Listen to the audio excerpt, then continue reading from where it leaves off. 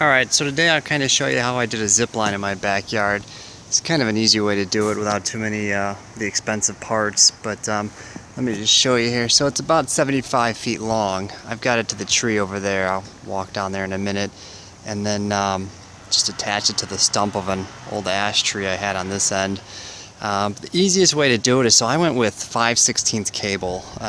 It's good to about 500 feet or so if you really wanted to push it. Most people will tell you 100 feet for just about any size child or adult. I think it's a good all-around one. You can go 1/4 inch, but I'll show you why for the train that I built for it, why 5/16 was a little better for me. But so the bottom half, so here's the easiest way to do it, make it adjustable and everything else. So I went with just a single loop of cable here, take it around the tree. I used some old hose just to protect the tree from a little bit of rubbing and stuff like that.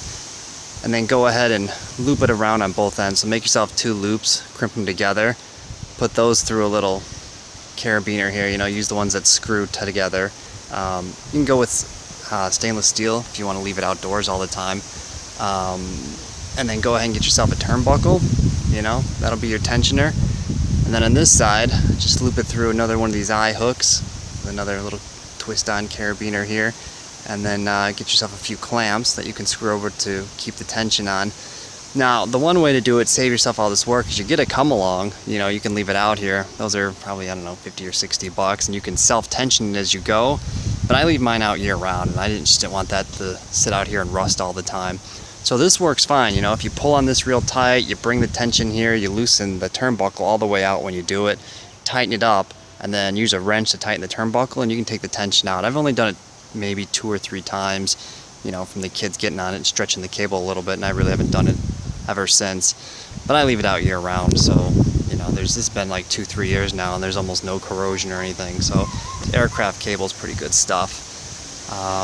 And then yeah, let me take you up. It's real quick at the top. I'll show you what I did up there. The other end of the zip line here, you can see it's pretty simple. I just took it and put an eye hook on it up there and cable clamped it down, and then just looped it through, and same thing, through a piece of hose, save the tree a little bit, and then just pass it through. That way there's very little you have to do up there. You don't have to worry about any other tensioning or anything like that. It'll lock in and stay pretty nice for you. And you don't have to work at the one end, and you don't have to climb the tree to do anything with that. Here's the train that I've designed for the zip line. It's not an original idea. I saw some other guy do something close to this. I sort of modified it and made it a little simpler than what he had. But what's real nice about it is, you can take it on and off your zip line whenever you're done. So if you are, not out supervising the kids, or you don't want to leave it when you're gone, maybe the neighbor's kids will get on it or something, this will make it super easy, because your bought ones, usually you have to thread them on a course of 3 or 4 of the pulleys. Once it's on, taking the whole zip line down to get it off, it's just kind of a nightmare. But yeah, so you get yourself a couple of 6-inch angle iron pieces here. And then if you go over in the screen and door aisle, what you can find is a couple of these wheels for your screen door, and if you look for these brass ones, they'll actually have a pressed bearing inside of both of them, which makes it real nice. You don't have to do any of the extra work of finding a bearing. Get 2 bolts that fit through, and then either double nut it like I did here, or put a stop nut, something that won't ever come loose, because you don't want those guys coming loose. And whenever you want to use it, it's as simple as just putting it on, and away you go. Whenever you're done with it, you can take it off.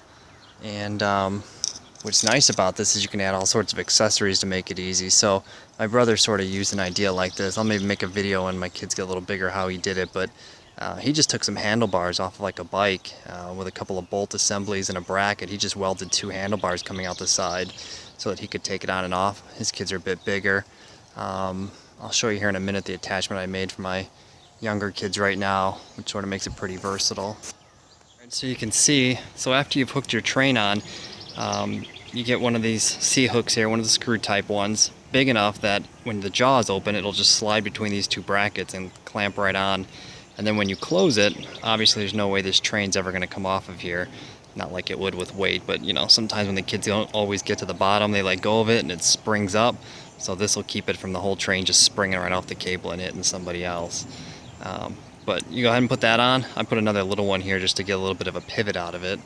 And then I built this, just sort of call it a triangle handle here. I just took some bar steel and made some folds in it and then welded it. And most of the kids, I mean, I can actually use this bar So it's good up to about 150 pounds. My brother actually bent it trying to write it down, so it's only about kid proof. If you got the big kids, you're gonna have to go something a little more heavy duty, but they can usually hang on to this. Gives them a good handle to go down.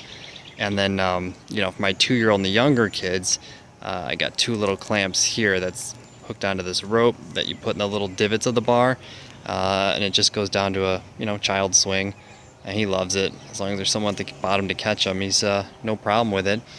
But yeah, it's really nice. It's smooth. I've had it for probably 2 years or so, and I've never run into an issue with it.